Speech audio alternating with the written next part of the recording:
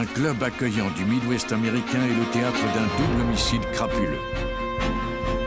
2 hommes sont trouvés morts et un coffre-fort rempli d'argent liquide a disparu. L'enquête piétine jusqu'à ce que les policiers ouvrent à nouveau le dossier après avoir reçu d'importantes informations et obtenu des résultats d'analyse concluantes du labo. Au Michigan, un homme âgé est trouvé battu à mort chez lui. Les enquêteurs se posent plus de questions qu'ils ne trouvent de réponses en suivant une piste parsemée de mensonges qui les mène à un suspect improbable.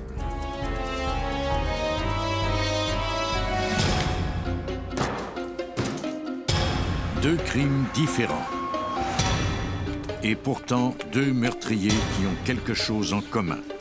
Une rage meurtrière qui se nourrit d'une avidité à l'état brut.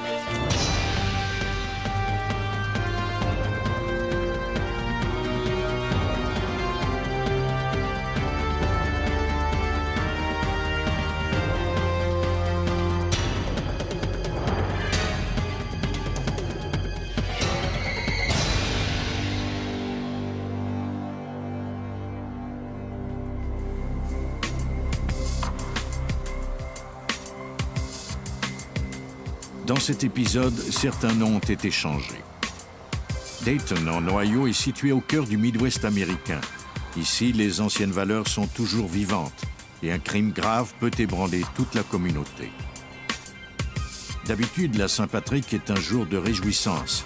Mais en mars 1994, la fête prit une tournure dramatique.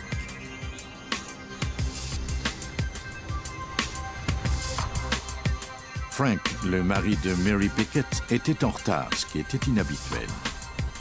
Tôt le matin, il était retourné au club pour y faire le ménage après la Saint-Patrick.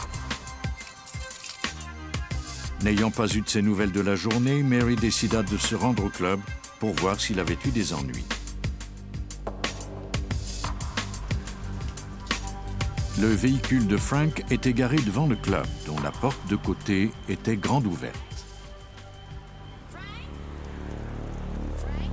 Craignant le pire, Mary appela la police.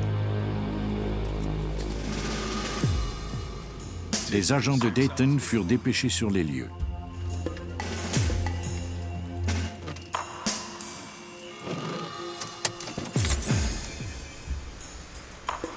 My husband didn't come home last night. So I called over here and there was no answer. Stay by the front door. All right. Mary attendit anxieusement pendant que l'agent entrait dans le club.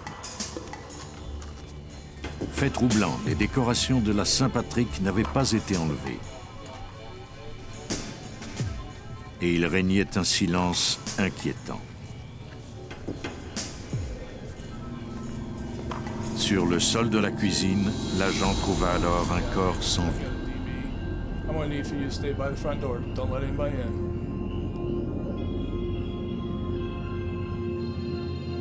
Comme l'assaillant se trouvait peut-être toujours à l'intérieur, les policiers fouillèrent les lieux avec la plus grande prudence.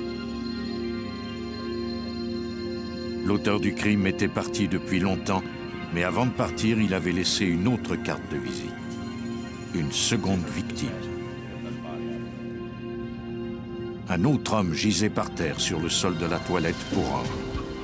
Les policiers n'avaient plus qu'à ouvrir une enquête pour meurtre. Mary Pickett confirma l'identité de son mari et celle de son collègue, Boyd Walker, également assigné à l'entretien. Elle déclara que Frank et Boyd faisaient partie du comité d'entretien du club et qu'ils devaient nettoyer les lieux en vue de la réunion hebdomadaire. L'enquêteur Doyle Burke de la police de Dayton examina la scène du crime et tenta de reconstituer les événements qui avaient mené au meurtre. La première chose que j'ai remarquée, c'est que les portes étaient bien verrouillées. Elles ne semblaient pas avoir été forcées. Je me suis donc dit qu'il ne s'agissait pas d'une entrée par effraction. L'enquêteur Burke fit le tour du club pour trouver d'autres indices et aperçut une distributrice de cigarettes qui avait été forcée et vidée de presque tout l'argent qu'elle contenait. Il trouva ensuite un marteau taché de sang par terre dans le bureau. Les experts en scène de crime photographièrent cette arme potentielle du crime. Elle fut ensuite envoyée au labo pour analyse. L'étape suivante consista à reconstituer le crime. L'homme dans les toilettes semblait avoir d'abord reçu un coup solide avant de tomber et d'être battu à mort. Il n'avait pas simplement été pris par surprise. Contrairement à l'autre victime dans la cuisine, il semble bien que cet homme-là avait d'abord été pris au dépourvu avant d'être battu. J'ai cru que c'était peut-être lui qui avait ouvert la porte au meurtrier. On recueillit des échantillons de sang dans les 2 pièces et on les envoya au labo avec les autres indices recueillis sur la scène du crime. L'enquêteur Burke nota soigneusement comment les taches de sang étaient dispersées sur les murs et le sol, car cela pourrait lui fournir un indice sur la façon dont les 2 hommes étaient morts. Les médecins légistes firent enlever les corps des victimes pendant que Burke se posait des questions sur l'auteur du crime. Il était persuadé que non seulement les hommes connaissaient le meurtrier, mais qu'il lui avait ouvert la porte. C'est Russell Updegrove qui pratiqua les autopsies au bureau du coroner de Montgomery County.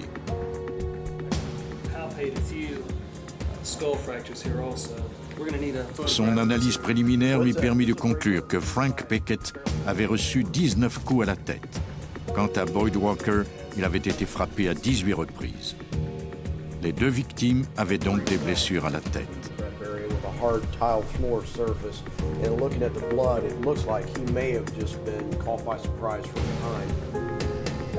Selon Updegrove, l'arme du crime avait laissé des blessures en forme de croissant sur la nuque des victimes. J'ai examiné les individus et leurs blessures. J'ai pu estimer que ces blessures pouvaient avoir été infligées avec un marteau. La spécialiste judiciaire Denise Rankin analysa le marteau au laboratoire régional de Miami Valley.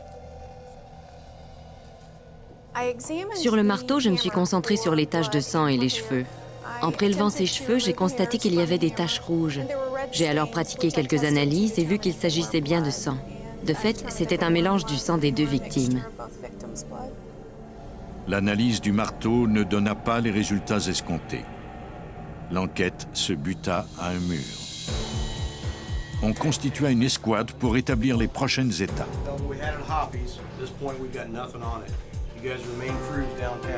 L'enquêteur Tom Larson se joignit alors à l'enquêteur Burke. Ensemble, ils dirigèrent l'escouade. Un agent de police apprit qu'un vagabond du nom de Timothy Clifford avait tenté de voler de l'argent dans une église le jour du meurtre. C'était la première piste prometteuse dont on disposait. Timothy Clifford était notre premier suspect pour ces crimes. La première chose qu'on a faite, c'est de se mettre à sa recherche. Les enquêteurs trouvèrent Timothy Clifford dans un refuge pour itinérants non loin du club. Clifford déclara qu'il avait quémandé de l'argent à l'église ce jour-là, mais il dit aussi qu'il était resté au refuge toute la matinée. Il ajouta que le refuge tenait un registre des allées et venues des résidents. C'est un établissement dont l'accessibilité est surveillée. Au moment des meurtres, Clifford était bien sur place. Les enquêteurs étaient dans un cul-de-sac. Burke espérait que le gérant du club pourrait lui fournir des informations qui donneraient un coup d'envoi à l'enquête. Celui-ci déclara à l'enquêteur que le coffre-fort qui contenait la recette de la soirée de la Saint-Patrick avait disparu. De plus, il manquait un diable dans le bureau. Selon le gérant, Frank Pickett avait l'habitude de fermer les sacs d'argent avec du ruban adhésif avant d'aller les déposer à la banque. Comme les enquêteurs croyaient que les victimes connaissaient vraisemblablement le meurtrier, ils demandèrent au gérant de leur fournir une liste des employés et de tous les membres du club. J'étais persuadé que le coupable était quelqu'un qui connaissait bien cette entreprise. La première chose que je voulais examiner, c'était la liste des employés et des ex-employés. Il faudrait ensuite suivre à la trace ceux qui pouvaient savoir pourquoi Frank Pickett et Boyd Walker avaient été assassinés. Après avoir interrogé des dizaines de personnes, les policiers revinrent bredouille. Tous les employés et les membres du club avaient de solides alibis. En outre, rien ne permettait de soupçonner qu'ils avaient commis ces meurtres. Au poste de police, on reçut toutefois de nombreux tuyaux dont certains semblaient prometteurs. Les enquêteurs ne tardèrent pas à y relever des constantes. La plupart des informations reçues mettaient en cause un certain Edmund Emmerich. Quelqu'un déclara qu'Emmerich s'était vanté de pouvoir soulever un coffre-fort d'une seule main. Un autre individu affirma avoir vu Emmerich forcer une distributrice de cigarettes dans un bar. Mais la piste la plus intéressante fut fournie par une personne qui se présenta au poste de police. Dans aucun de ces appels, on nous a formellement dit qu'Emmerich avait commis ces crimes. Mais on a entendu son nom si souvent et on a reçu une telle quantité d'informations à son sujet qu'on a été obligé de s'intéresser à lui. L'informateur était un homme de la région qui connaissait bien Edmund Emmerich. Celui-ci avait travaillé dans un bar des environs. Il déclara qu'Emmerich avait la réputation de battre ses clients. Ensuite, il appelait à la police et prétendait que ses clients étaient tombés sous l'effet de l'alcool. Il avait vu Emmerich aller chercher de la monnaie dans un autre bar parce qu'il n'en avait plus. Il déclara qu'Edmund Emmerich pouvait être intimidant.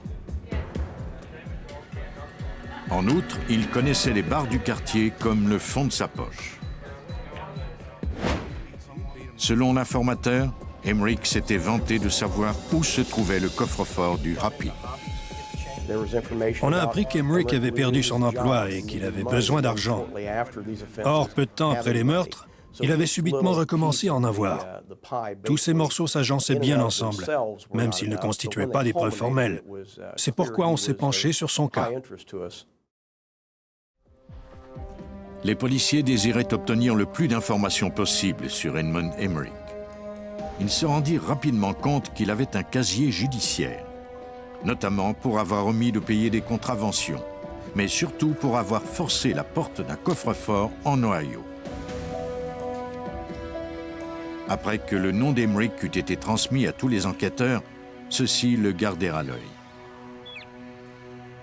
Ils purent bientôt aller le cueillir à cause de contraventions qu'ils n'avaient pas payées.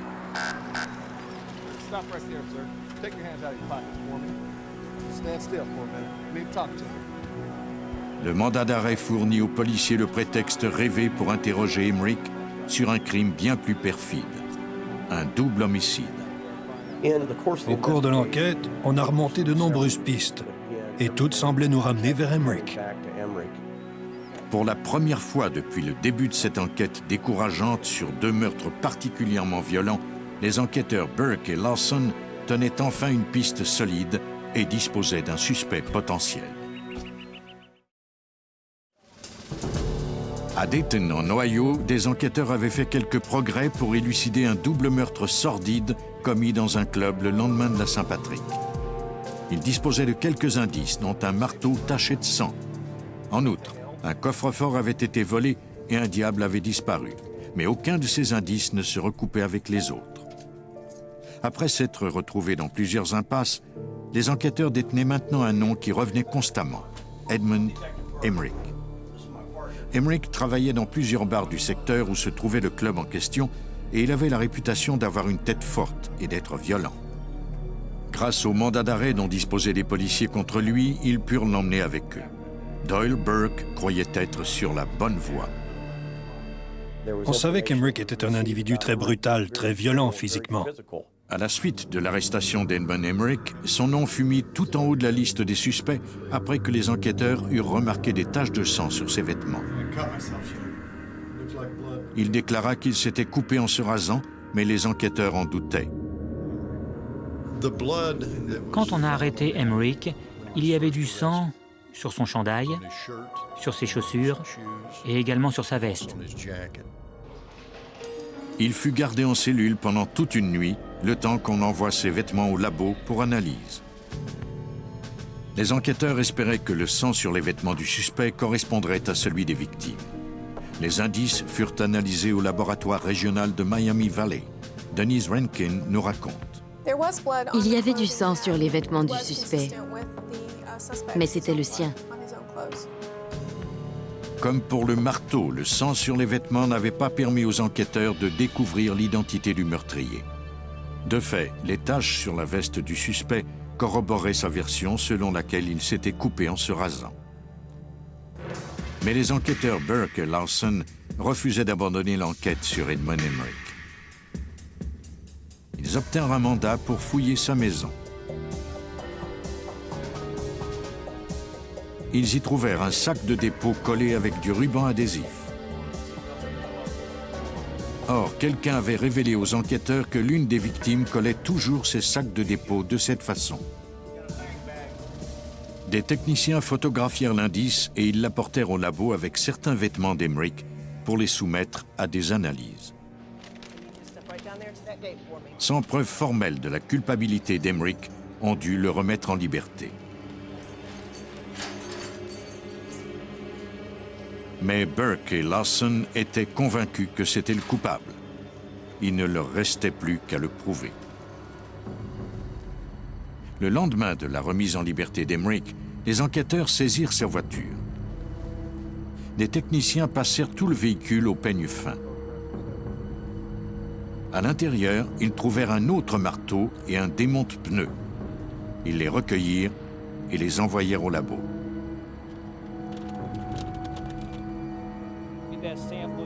À partir des marques laissées à l'intérieur de l'auto, les techniciens prélevèrent des échantillons de peinture grise. Les enquêteurs croyaient qu'il s'agissait peut-être de la peinture du coffre-fort volé au club. Les enquêteurs Burke et Lawson vérifièrent ensuite l'alibi d'Emmerich, en commençant par rencontrer sa famille. Emmerich avait déclaré avoir passé la matinée du 19 mars chez son père avant de se rendre à une buanderie. Les enquêteurs ne furent pas surpris d'entendre le père d'Emmerich confirmer son alibi, ni convaincus non plus qu'il disait la vérité. Une employée de la buanderie permit toutefois aux policiers de créer quelques brèches dans l'alibi d'Emmerich. Elle avait trouvé son comportement étrange ce jour-là. Il s'était garé très loin de la porte d'entrée. C'était d'autant plus étrange qu'il avait apporté une énorme quantité de vêtements à nettoyer. Mais l'élément le plus révélateur dont se souvenait l'employé, c'était qu'Emmerich avait laissé un diable dans l'aire de stationnement. Un diable semblable à celui qui avait disparu du club. En fin de compte, c'est son alibi qui a causé sa perte. Parce que cela nous a permis de constater qu'Emmerich, peu de temps après le double meurtre, avait en sa possession le chariot disparu de la scène du crime. Le service de police de Dayton reçut alors un appel déterminant. C'était le coup de chance qu'espéraient les enquêteurs. On avait trouvé un coffre-fort abandonné près de l'endroit sur lequel reposait l'alibi d'Emmerich. Un coffre-fort si lourd que même un homme costaud comme lui aurait dû utiliser un diable pour le transporter. Les policiers examinèrent le coffre-fort trouvé près d'une quincaillerie. La porte avant en avait été arrachée.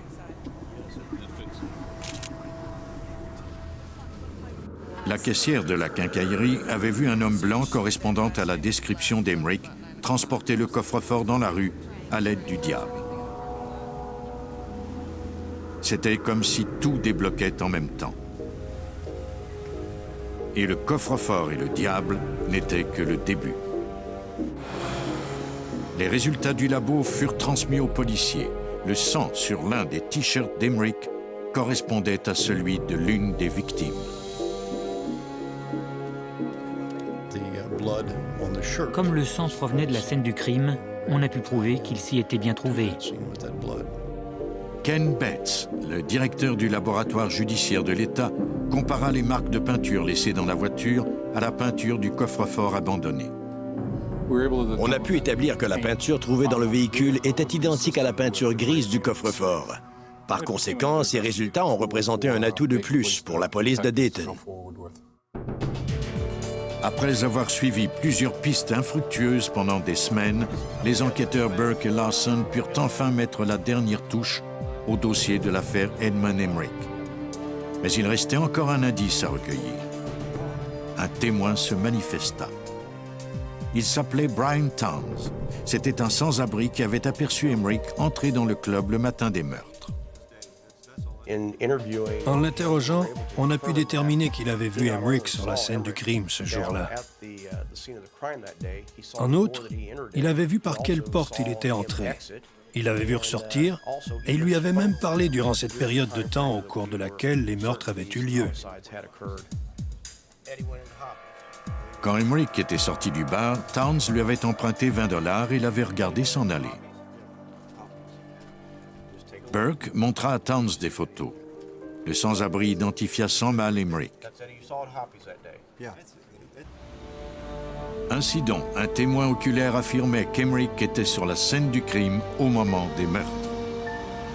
Mais les enquêteurs ne voulaient rien laisser au hasard avant d'arrêter le suspect de nouveau. Au labo, on était sur le point de prouver qu'Edmund Emmerich était le meurtrier à l'aide d'un dernier indice. L'expert en marque d'outils, Tim Dewar, fit des empreintes à partir du démonte-pneus trouvé dans la voiture d'Emmerich. Identifier un outil qui a servi à tuer en analysant les marques qu'il a laissées équivaut à identifier l'empreinte digitale du meurtrier sur une scène de crime. Les marques laissées sur la clé furent comparées aux traces trouvées sur la distributrice de cigarettes et le coffre-fort du club. Elles étaient identiques. On a comparé au microscope les marques sur la distributrice de cigarettes au moulage des marques faites avec le démonte-pneus. Les nombreuses caractéristiques communes entre les deux nous ont permis de conclure que ces marques ne pouvaient avoir été faites que par cet outil. Cette analyse de marques d'outils constituait le dernier morceau du puzzle. Non seulement les policiers avaient-ils trouvé un témoin ayant vu Emmerich sur la scène du crime, mais ils disposaient également de preuves concrètes. Le suspect avait forcé la distributrice de cigarettes et le coffre-fort. Les policiers se rendirent chez Emmerich pour l'arrêter. Même si celui-ci tenta de leur échapper, les agents avaient cerné la maison.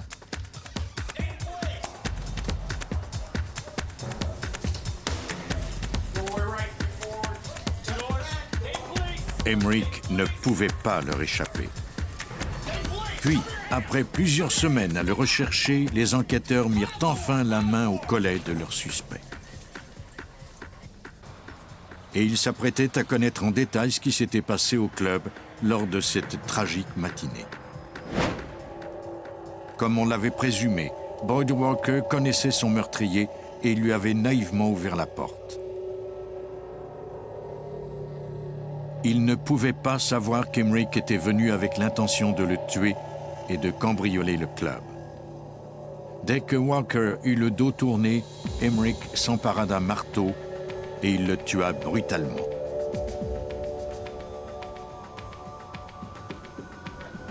Avec la même rage aveugle, il tua Frank Pickett. En quelques minutes à peine, les hommes étaient morts. Emmerich prit à toute vitesse le diable et il sortit le coffre-fort du club. Plus tard, il laissa le diable dans l'aire de stationnement de la buanderie. Emmerich avait besoin d'argent et il a profité de l'occasion que lui fournissaient deux individus qui lui faisaient confiance.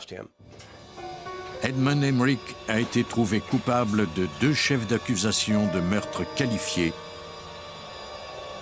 ainsi que de vol. Il a été condamné à 2 peines d'emprisonnement à vie. Certains meurtriers profitent de victimes sans méfiance. Il leur est ainsi plus facile de cacher leur identité. D'autres tueurs frappent plus près de là où ils habitent et laissent ainsi des traces de leur avidité. Le canton d'Emmett, où vivent 12 000 personnes, connaît une croissance rapide. Il est situé sur la limite est de Battle Creek, au Michigan. Ici, les gens sont fiers de vivre en sécurité et ils forment une communauté étroite. Aussi furent-ils ébranlés le 26 avril 1996.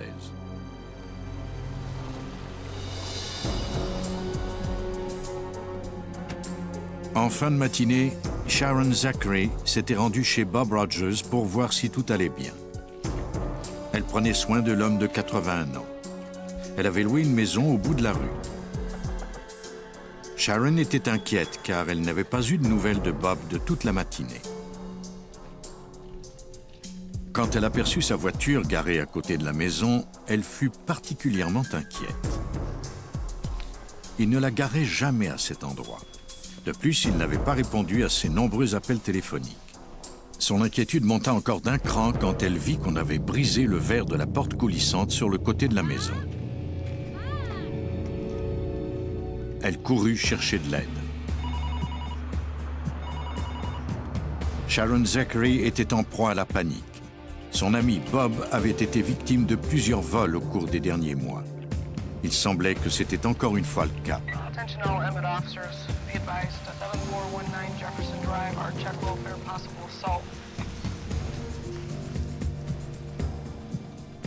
Les policiers connaissaient bien Bob Rogers car ce n'était pas la première fois qu'ils allaient chez lui. Cet homme conservait toutes sortes de choses et avait toujours d'importantes sommes d'argent dans la maison. Les policiers entrèrent prudemment, veillant à ne pas détruire d'indices. Mais cette fois-ci, le crime était bien plus grave. Bob Rogers gisait sur le dos dans la salle familiale. Il était mort. La police d'Emmett était aux prises avec ce qui semblait être un homicide. Le lieutenant Thomas Headley arriva sur les lieux, prêt à commencer l'enquête. Il interrogea tout d'abord Sharon Zachary, la femme qui avait signalé l'entrée par effraction. Après avoir demandé à la femme de se rendre au poste pour y faire une déposition, il examina la scène du crime. Dès le départ, le lieutenant Headley sut que ce crime n'était pas comme les délits antérieurs. Cette scène de crime m'a semblé un peu bizarre. Il y avait là trop d'éléments qui ne cadraient pas avec le comportement habituel de M. Rogers. Le fait que la porte coulissante sur le côté de la maison ait été fracassée rendait ce crime très différent des autres délits commis au même endroit. Les voleurs n'avaient jamais déployé autant d'efforts pour entrer dans la maison. Les techniciens prirent des mesures, des photos des vêtements éparpillés et des échantillons des taches de sang. Il s'agissait là d'indices potentiels.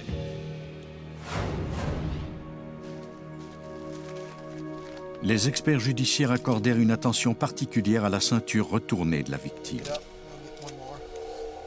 On photographia des éclats de verre et on les recueillit, car il pouvait y avoir des empreintes de mains ou de semelles. Le lieutenant Headley ne fut pas surpris de trouver d'importantes sommes d'argent cachées un peu partout dans la pièce.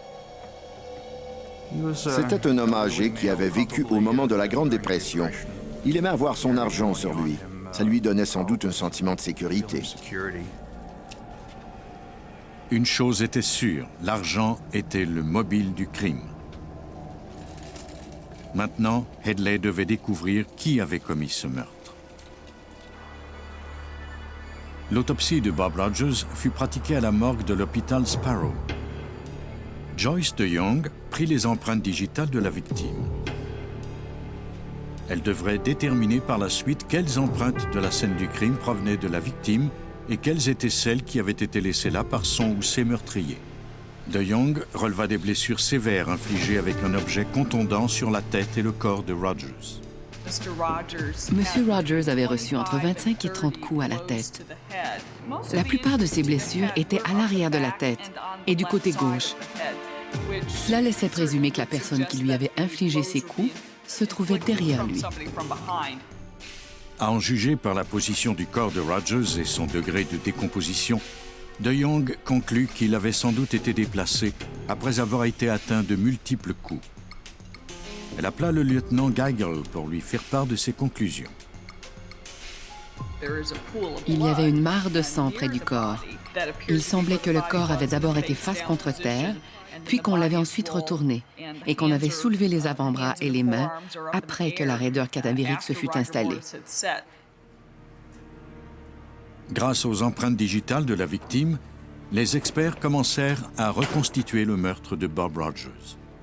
À l'aide d'une technique qui permet de relever les empreintes digitales sur les surfaces poreuses, ils examinèrent la ceinture.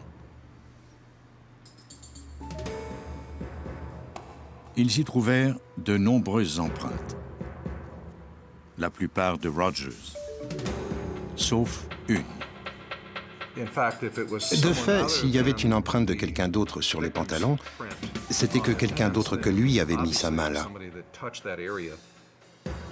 Et l'empreinte sur la ceinture ne serait pas restée aussi nette s'il n'était rien arrivé d'anormal à la victime.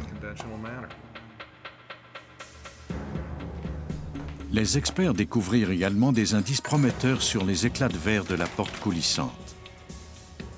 Il s'agissait d'une trace de semelle de chaussures de course. En marchant sur le verre, le coupable y avait laissé le motif de sa semelle avec énormément de détails. On pouvait non seulement déceler le motif de la semelle, mais également voir les traces d'usure, identifier la pointure et les caractéristiques particulières qui nous permettraient d'identifier formellement cette chaussure. Cet indice était effectivement prometteur, mais pour le moment, il ne menait nulle part. Le lieutenant Headley prépara un plan d'attaque. Les indices dont il disposait l'aideraient sans aucun doute à faire condamner le suspect. La police d'Emmett mit sur pied une escouade spéciale dont les membres examineraient ensemble les pistes disponibles. C'est alors qu'ils firent une découverte troublante. Sharon Zachary avait une procuration pour s'occuper des affaires financières de Bob Rogers. Comme c'était elle qui avait signalé le crime et qu'elle avait un accès complet à sa maison, les policiers devaient étudier son cas avant de rayer son nom de la liste des suspects. Après avoir obtenu un mandat de perquisition, ils examinèrent ses antécédents. C'est après avoir interrogé les membres de sa famille qu'on a commencé à la considérer comme une suspecte. La première étape consistait à retourner sur la scène du crime. On trouva des milliers de dollars dans la résidence. Il y avait de l'argent liquide dans chacune des pièces. Les enquêteurs partirent avec des dossiers et des relevés trouvés chez Rogers. En les examinant, les lieutenants Geigel et Headley s'aperçurent que Sharon Zachary utilisait les cartes de crédit de Rogers. Les enquêteurs commençaient à croire que leur intuition ne les avait peut-être pas trompés. On avait également obtenu les relevés bancaires et on a découvert qu'elle avait effectué des retraits de ses comptes. Cela nous fournissait ainsi le mobile du crime. On pouvait en déduire que c'était l'argent de la victime qui avait été en cause dans ce crime. Pour en savoir encore davantage sur les affaires de Rogers, les enquêteurs décidèrent d'interroger son avocat. Celui-ci expliqua aux policiers que Sharon Zachary avait reçu cette procuration 4 mois avant le meurtre. Toutefois, seulement 2 semaines avant qu'on ne trouve l'homme mort, celui-ci avait subitement changé d'avis. 10 000 $ avaient disparu de ses comptes bancaires et il était furieux.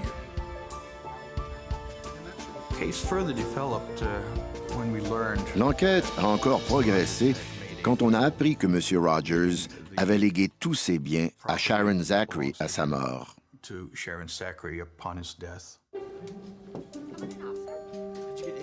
Maintenant qu'on tenait un mobile solide, les lieutenants Geigel et Headley envoyèrent un enquêteur à la banque de Rogers. La gérante déclara que Sharon Zachary était venue avec Bob Rogers environ 1 an avant sa mort pour devenir signataire du compte bancaire du vieil homme. Rogers était assis à côté, mal à l'aise, pendant qu'on remplissait les documents.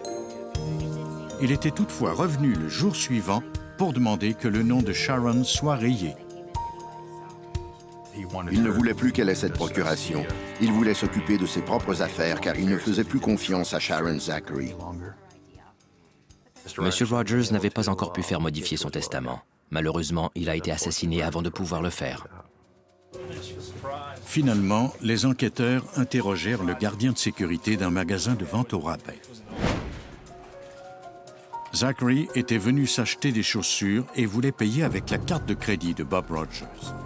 La transaction ne fut pas autorisée et l'on demanda au gardien de venir au comptoir. Les employés téléphonèrent à Rogers et celui-ci leur dit qu'il n'avait en aucune façon autorisé Zachary à utiliser sa carte de crédit. Cette dernière se défendit en disant qu'il s'agissait d'une erreur. C'est suite à cet incident que Rogers a commencé à avoir des soupçons à l'égard de Sharon Zachary, parce qu'il s'est alors senti arnaqué par elle. Cela constitua une importante percée dans l'enquête. Les enquêteurs Geigel et Headley avaient enfin la confirmation que Sharon Zachary tentait désespérément de profiter de Bob Rogers. Ils étaient de plus en plus convaincus que Zachary avait tué l'homme de 81 ans par cupidité. Mais ils devaient trouver des preuves. S'ils prouvaient sa culpabilité, ils auraient alors leur meurtrier. Les lieutenants Geigel et Headley étaient sur la piste du meurtrier de Bob Rogers, âgé de 81 ans. L'homme avait reçu des coups violents et les indices préliminaires laissaient supposer que la coupable était Sharon Zachary, la jeune femme qui prenait soin de lui. Elle avait tiré profit de la procuration qui lui donnait le droit de s'occuper des affaires financières de Rogers. Il semblait évident que le vieillard n'appréciait pas que Zachary dépense son argent. On a tenté par tous les moyens de démontrer que Zachary avait fait des manœuvres financières frauduleuses. On voulait ainsi reconstituer tous les éléments du crime, mais on n'avait pas encore trouvé l'arme. Les policiers firent alors une autre découverte. Le lieutenant Headley apprit qu'elle avait tenté d'obtenir les plans des terrains de Rogers. Ils en examinèrent des photos en se demandant pourquoi Sharon Zachary, qui avait loué une des maisons de Rogers, aurait voulu obtenir une copie des plans de ces terrains. Ils remarquèrent alors la présence de plusieurs plans d'eau sur les terrains du vieillard. Un des étangs pouvait être l'endroit idéal pour cacher l'arme d'un crime. 3 étangs jouxtaient la maison de M. Rogers. On s'est dit qu'on y avait peut-être jeté l'arme du crime. On a également constaté qu'un sentier menait de cet étang derrière la maison de Rogers à la maison de Sharon Zachary.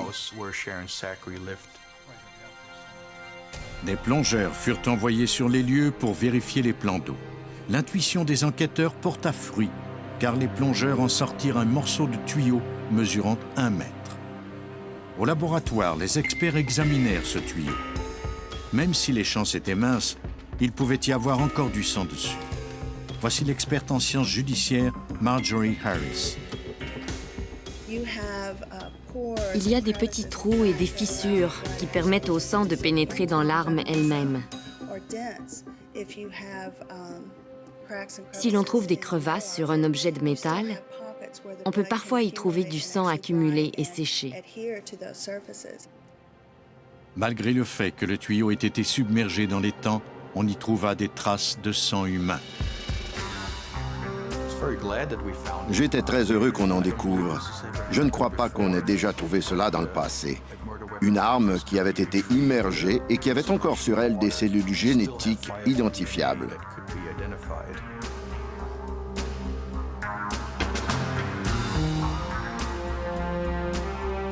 Les experts reproduisirent la dispersion des éclaboussures de sang de la scène du crime. À l'aide d'un tuyau semblable à celui trouvé dans l'étang, ils frappèrent un melon comme s'il s'était agi d'un crâne. En comparant les photos de la scène du crime à celles de leur reconstitution, ils conclurent que le tuyau trouvé dans l'étang était celui qui avait tué Bob Rogers. On aime procéder à une reconstitution, car cela nous permet d'illustrer la séquence des événements, de montrer ce qui est arrivé exactement et dans quel ordre cela s'est produit. Les enquêteurs croyaient maintenant disposer de toutes les munitions requises pour faire condamner Sharon Zachary. Un mandat de perquisition en main, ils entrèrent chez elle. On a saisi les relevés financiers de Sharon Zachary et constaté qu'elle avait un intérêt marqué pour les affaires de M. Rogers. Apparemment, elle voulait en savoir plus sur l'argent dont il disposait. Sharon Zachary se montra coopérative en permettant à la police de prendre les relevés financiers de Bob Rogers qui se trouvait chez elle. Les policiers lui demandèrent de leur remettre ses chaussures de course pour les comparer à l'empreinte trouvée sur la scène du crime. Dès qu'elle les leur remit, ils s'empressèrent de les mettre dans un sac de plastique.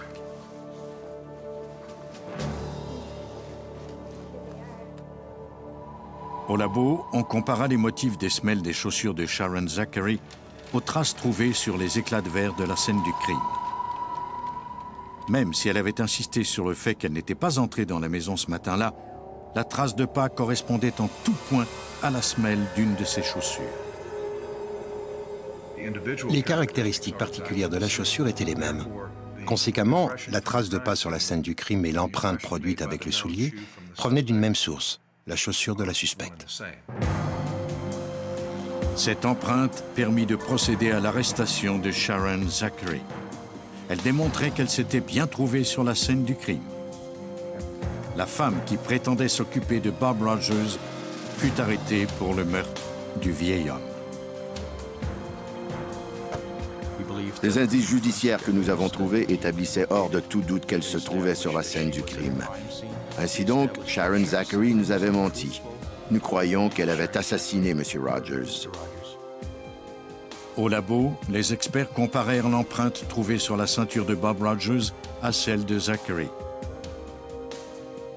Elles étaient identiques. On a trouvé l'empreinte de Zachary sur le dos de la ceinture de M. Rogers, ce qui prouvait qu'elle avait été en contact avec son corps. Cela contredisait pourtant ce qu'elle avait affirmé aux policiers. Zachary se défendit en déclarant qu'il était tout naturel qu'ils aient trouvé des indices de sa présence sur les lieux. Elle passait beaucoup de temps avec le vieil homme et il n'était donc pas étonnant, selon ses dires, qu'on ait trouvé son empreinte sur la ceinture. Mais les analyses judiciaires prouvaient le contraire. Une empreinte est très fragile et l'on peut vraisemblablement la détruire juste en passant la ceinture dans les ganses du pantalon. Si la victime avait porté cette ceinture depuis un certain temps, il était peu probable qu'une empreinte serait restée là, sur le revers. Il était trop tard pour Sharon Zachary. Les preuves contre elle étaient accablantes. Tout démontrait sa culpabilité. Les indices qu'on a recueillis sur la scène du meurtre ont été déterminants dans la résolution de cette enquête. Tout, de l'empreinte du pouce à celle de la chaussure, de même que l'arme du crime qu'on a trouvée dans l'un des étangs. Tous ces éléments donnaient du corps à notre hypothèse et nous a permis de résoudre ce crime. Sharon Zachary ne pouvait plus cacher la vérité mise au jour par les enquêteurs. Parce qu'elle en voulait à Rogers de ne pas la laisser dépenser son argent, elle s'est laissée dominer par la cupidité. Dans la matinée du 26 avril, elle est allée chez lui. Pendant que le vieil homme mettait son argent en lieu sûr, elle l'a frappé à plusieurs reprises avec un tuyau.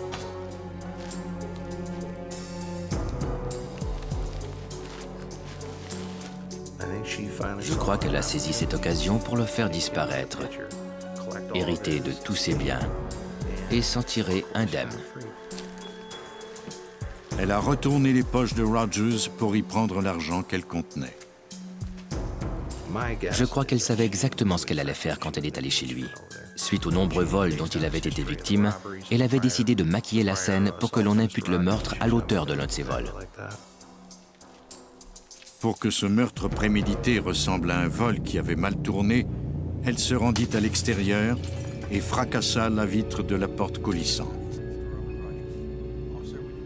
Après coup, elle a tout fait pour que cela ressemble à une entrée par effraction typique, mais elle a omis certains détails importants, et je crois que c'est ce qui a causé sa perte. Le travail consciencieux des lieutenants Headley et Geiger a porté fruit en cours. Sharon Zachary a été trouvée coupable de meurtre au premier degré et de vol à main armée. Elle a été condamnée à la prison à vie sans possibilité de libération conditionnelle. Certaines personnes sont victimes des circonstances. Elles meurent parce qu'elles ont été au mauvais endroit au mauvais moment.